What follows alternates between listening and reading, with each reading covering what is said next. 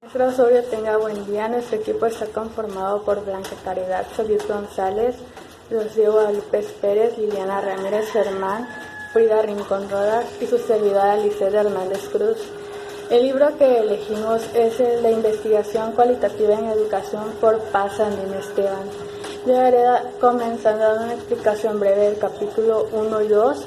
El primer capítulo es el conocimiento científico en educación. Comenzaré dando una breve historia en el proceso de educación. En la historia cultural de Occidente anterior al siglo XVII, una determinada idea de ciencia heredada en gran parte del pensamiento griego. La ciencia llamada episteme se considera un saber seguro en la Edad Media de la teología. Fue la reina de las ciencias. La concepción de la ciencia en el mundo moderno entiende que el conocimiento científico es conocimiento probado. La ciencia se basa en lo que podemos ver, oír y tocar. La ciencia es objetiva. René Descartes, donde menciona que fue uno de los fundadores de la epistemología moderna, donde impulsó el espíritu científico junto con Kepler y Galileo. En el siguiente apartado, Principios de la epistemología contemporánea, donde habla acerca del falsacionismo de Popper. Es uno de los filósofos de la ciencia más importantes del siglo XX, donde sus tesis se reconocen como realismo crítico. Popper afirma en primer lugar que la ciencia se inicia con la observación y en segundo que la observación proporciona una base segura a partir de la cual se puede derivar un conocimiento, ya que se reconoce ampliamente que la observación depende de la teoría. El falsacionismo, admitiendo que la observación está guiada por la teoría, defendiendo que la condición de teorías verdaderas se alcanza cuando se ha superado intentos de falsación. Este capítulo retoma las tradiciones de investigación de Laudan, donde la aportación principal se considera centrarlas los análisis epistemológicos metodológicos en el proceso y no se lanzan para seguir con la aplicación de este primer capítulo. También es importante resaltar la investigación en ciencias de la educación. Esto se define con el concepto, estructura, elementos, medios y actividades de la educación, de la didáctica entendida en términos generales como una teoría y metodología de la enseñanza de sus ramas y aplicaciones, o de otras ciencias y campos de estudio que inciden en el tratamiento de la educación y de la enseñanza. En este capítulo también es importante resaltar dos apartados que son muy importantes señalar. El primer es una breve panorama histórica del desarrollo de la investigación educativa, donde menciona el origen de la investigación educativa. Esto se situó en la segunda mitad del siglo XIX, coincidiendo con el gran desarrollo de las ciencias naturales y sus repercusiones en las demás áreas del conocimiento humano. Y la segunda es la ciencia en la actualidad, donde hace mención acerca de la investigación educativa hoy. En este apartado, mencionando el desarrollo profesional docente y las resistencias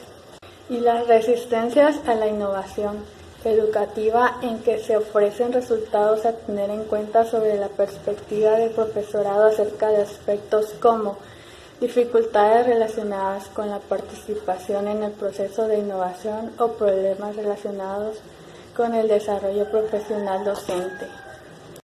El siguiente capítulo es el capítulo 2, que es el Paradigmas e Investigación Educativa, el concepto kuhniano de paradigma. En este capítulo se agrupan en tres ámbitos. El primero es el aspecto filosófico de paradigma. Esto quiere decir la imagen del mundo y creencias acerca de la realidad. El segundo es el aspecto sociológico del paradigma. Es la estructura y relaciones tanto como internas y externas de una comunidad de científicos. El tercero es un aspecto científico del paradigma. Esto es ligado a los problemas resueltos y a los principales ejemplos aplicados Gracias a la utilización del paradigma, en este capítulo también es importante resaltar tres cuestiones básicas de paradigma. Matemáticas básicas, la primera, es la ontología, que se refiere a la naturaleza de los fenómenos sociales. La segunda es la epistémica. Esta se define con algunas interrogantes como por ejemplo, ¿cómo se puede conocer y comunicar el conocimiento? ¿El conocimiento se puede adquirir o es algo que debe experimentarse personalmente? Y la tercera es la metodología. Esta supone una preocupación por el modo en el que el individuo crea, modifica e interpreta el mundo en el que se encuentra. Para dar seguimiento a esta explicación, es de suma importancia mencionar los paradigmas en la investigación educativa, los cuales son el paradigma positivista, sociocrítico e interpretativo. El paradigma positivista se encarga de explicar, controlar y predecir. El paradigma sociocrítico se caracteriza por transformar un grupo social a través de la investigación, y el paradigma interpretativo comprende e interpreta.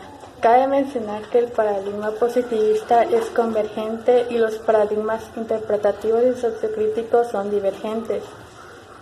En este capítulo el autor menciona un apartado donde las posiciones ante la diversidad paradigmáticas de acuerdo a estudios realizados en 1988 por Walkers y Evers. Es un análisis de la conceptualización histórica del debate paradigmático en educación. En este análisis identificaron tres posturas básicas. La primera, la de incompatibilidad, son paradigmas que compiten de manera irreconciliable en la investigación. La segunda, la de complementariedad, entre paradigmas que, aunque de base distinta, se apoyan y complementan en el proceso de investigación. Y el tercero, la de unidad epistemológica de la ciencia, en la que no se acepta la existencia de diversos paradigmas. Y para terminar, algunas consideraciones finales de este sentido. En panorama de formación metodológica actual en los planes de estudio es mucho más amplio hace una década. Sin embargo, la tradición investigadora dificulta que el investigador construya o identifique otros objetos de investigación distintos o alternativos simplemente porque no han tenido la oportunidad de conocer, desarrollar otros procesos, construir, dialogar acerca de enfoques complementarios. Buen día. Para continuar con la exposición, vamos a dar inicio al tercer capítulo, número 3, que es Perspectivas teórico-epistemológicas de la investigación educativa.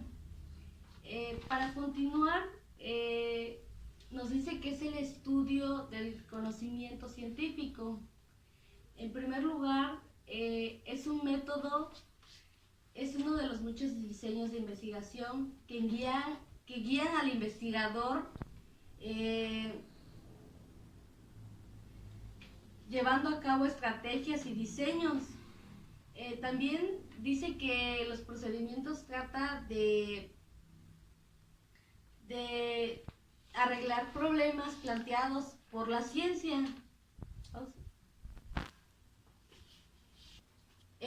Además nos dice que la epistemología se enfoca en la forma en que se obtiene el conocimiento, sino que la naturaleza del mismo, es decir, la relación entre la realidad.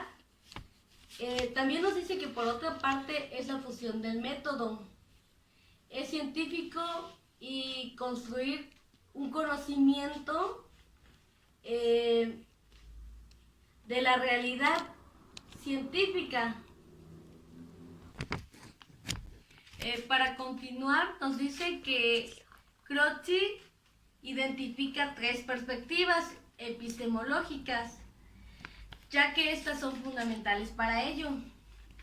Una de ellas es el objetivismo, otra es construccionismo y la otra es subjetivismo. para continuar con los puntos, nos dice que el objetivismo tiene la idea, sus orígenes filosóficos. Dice que sostiene que todo lo aprendido es independiente del sujeto que aprende. También nos dice que defiende la realidad y el significado de la realidad. Por ejemplo,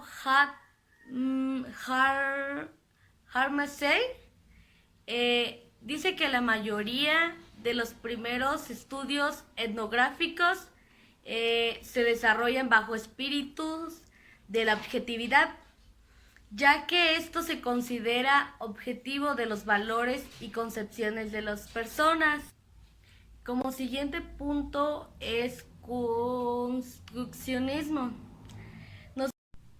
El autor Karl Mannheim nos dice que él sostiene que no existe el significado sin una mente, sino que el significado no se descubre, se construye, ya que esto rechaza la idea que existe una verdad objetiva esperando ser descubierta.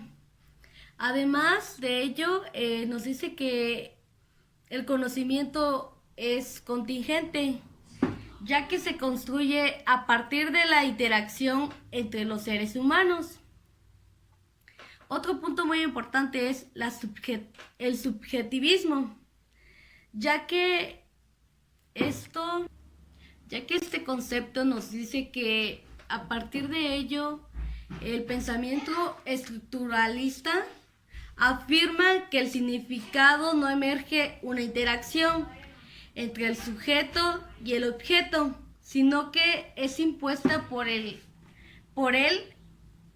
sobre este. En esta perspectiva, el objeto no realiza. Continuando con el siguiente punto, perspectivas teóricas en la investigación socioeducativa.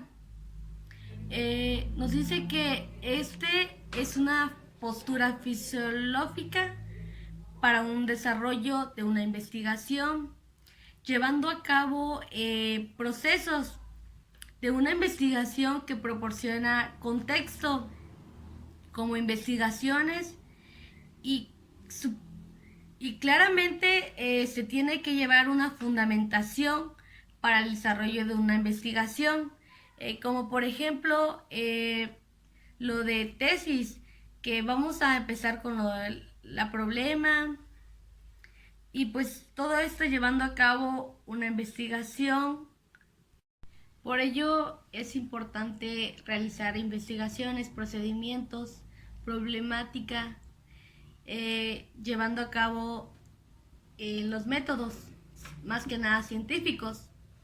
Para concluir, termino con una frase que me llamó la atención, que es: la epistemología en el nivel de la historia natural, en su mayoría es inconsciente y en consecuencia difícil de modificar, por el autor Gregory Bateson. Ahora le doy la palabra a mi compañera para continuar con el siguiente capítulo. Capítulo 4. Aproximación histórica a la investigación cualitativa. Pues, históricamente, la metodología cualitativa tiene su origen en el contexto de la antropología. Está centrada inicialmente en sus estudios.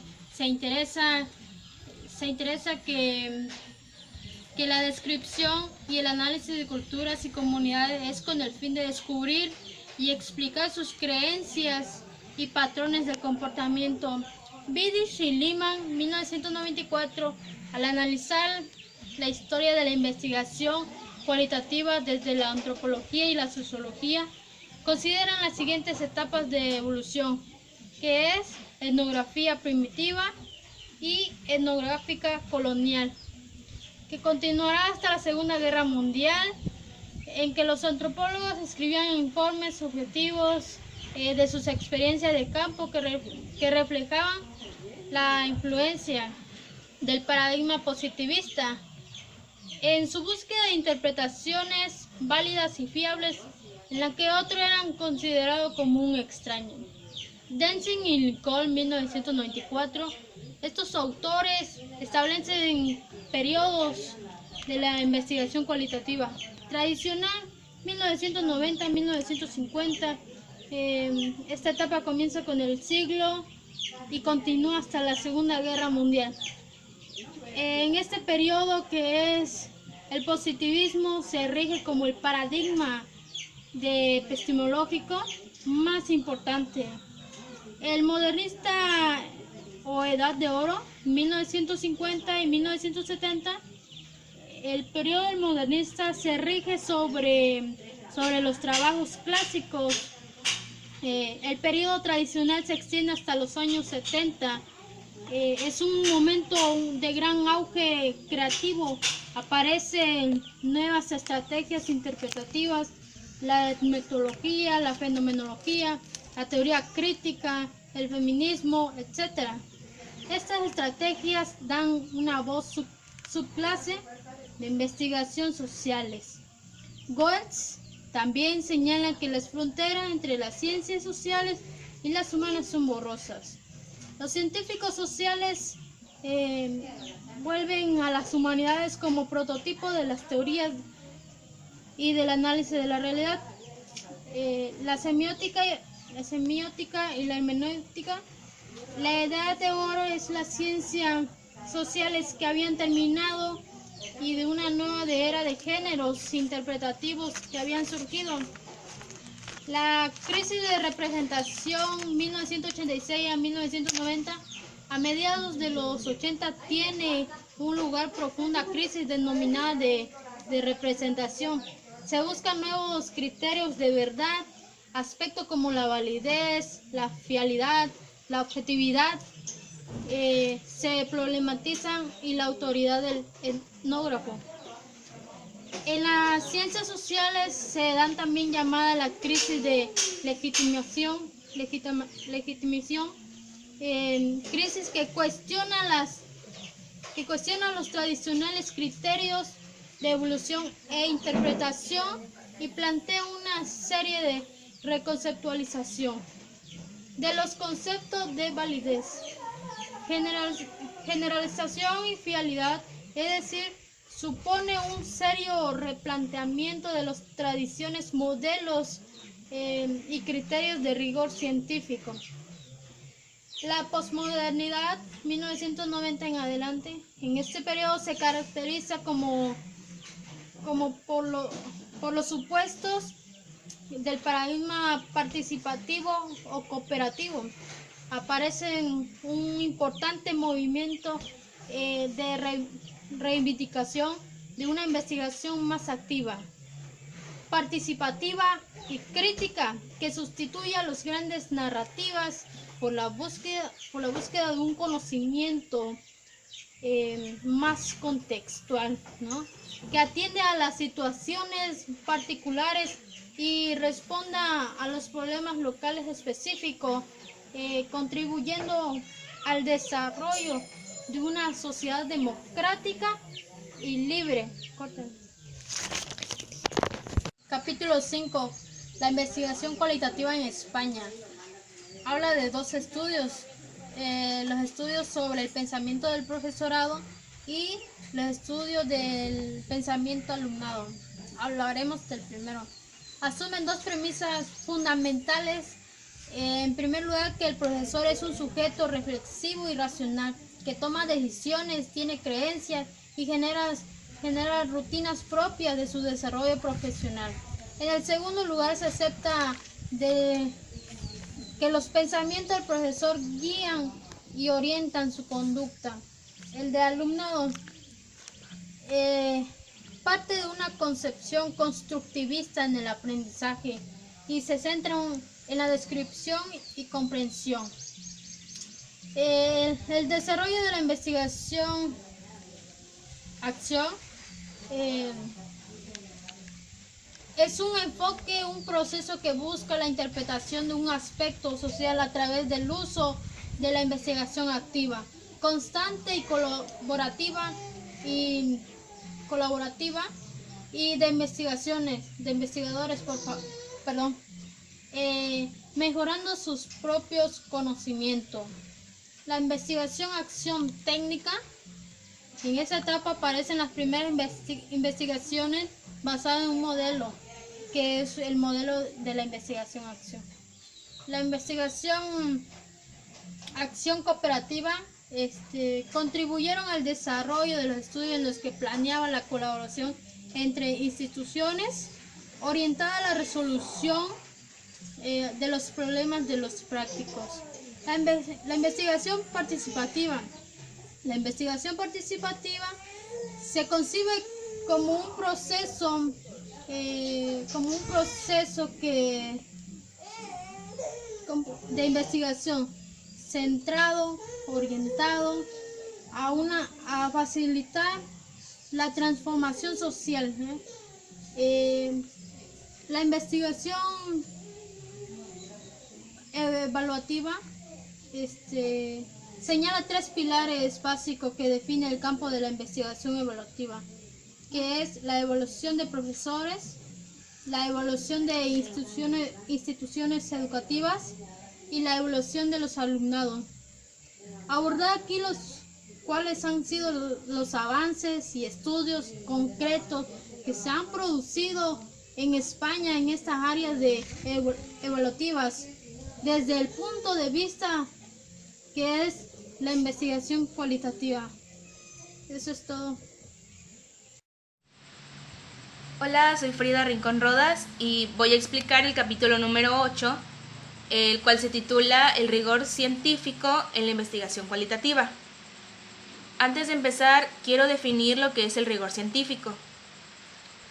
El rigor científico es el desarrollo de un estudio que permite valorar la aplicación escrupulosa y científica de los métodos de investigación y las técnicas de análisis para la obtención y el procesamiento de los datos.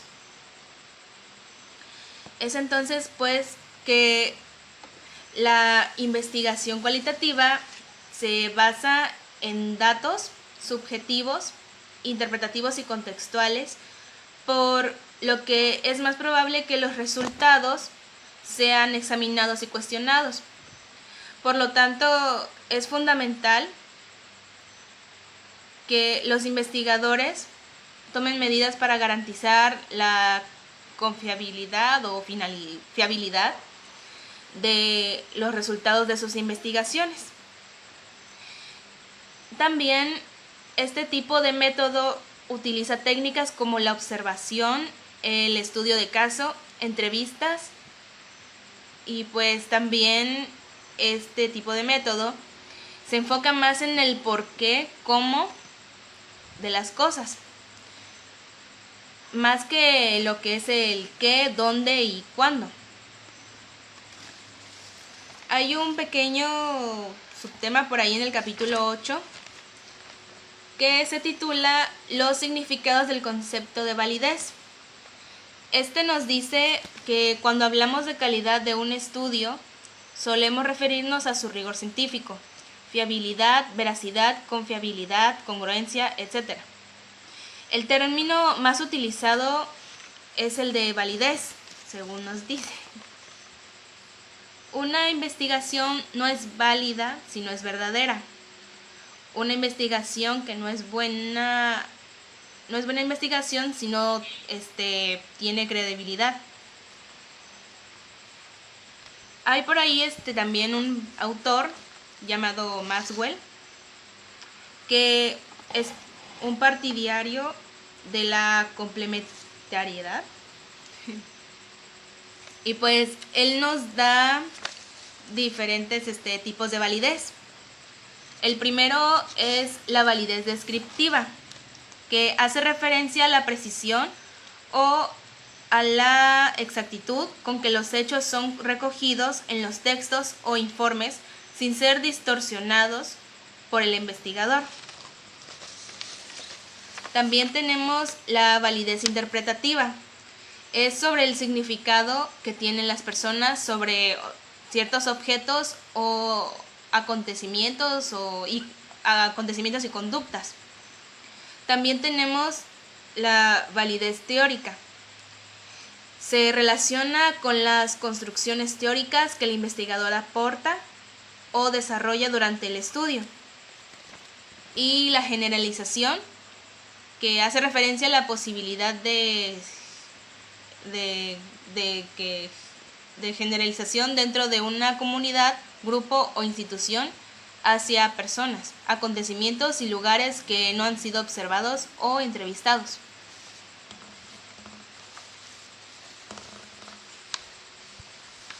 Y pues también otro pequeño subtema por ahí que también se titula aplicación de criterios propios. En viene una pequeña tablita que se llama criterios de rigor científico de la investigación cualitativa, de los cuales habla de estos autores llamados Guba y Lincoln. Ellos nos dan este tipo de criterios. El número 1 es dependencia, credibilidad, transferencia y confirmación. El de dependencia nos dice que implica que los datos deben de ser revisados para los demás, y los que deben de interpretar. El de credibilidad nos dice que particularmente de aquellos que están vinculados con el planteamiento del problema. Tenemos también el de transferencia, o bueno, también aplicación de los resultados a futuro. Y por último, confirmación, que está vinculado con la credibilidad y implica rastrear los datos en su fuente y la explicación de la lógica para interpretarlos. Y pues esto sería todo por parte del capítulo número 8. Seguimos con el capítulo número 9, el cual se titula La ética de la investigación cualitativa más allá del método. Pues ya para no extenderme mucho, más o menos explicaré lo que quiere tratar este capítulo. Pues la ética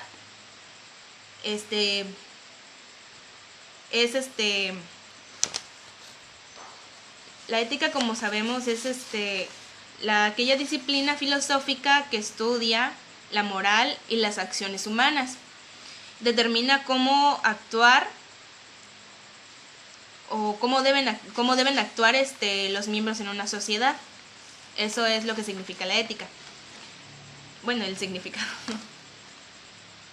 Y pues la ética se convierte en un aspecto importante en el momento en que se inicia y desarrolla en un estudio investigado, por lo que se debe de estar presente desde el planteamiento hasta la finalización y posterior socialización de resultados.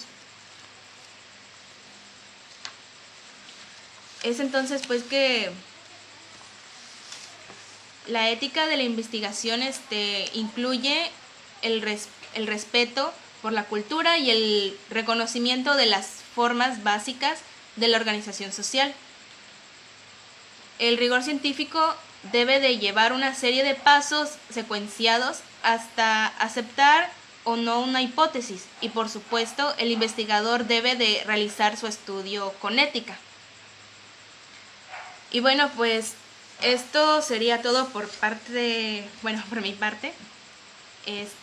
Espero y haya quedado claro lo que al menos lo que quiere tratar de decir cada uno de los capítulos, bueno, al menos los últimos. Espero y me haya explicado bien. Bueno, pues esto sería todo. Muchas gracias por su atención. Y pues buenas noches o hasta luego.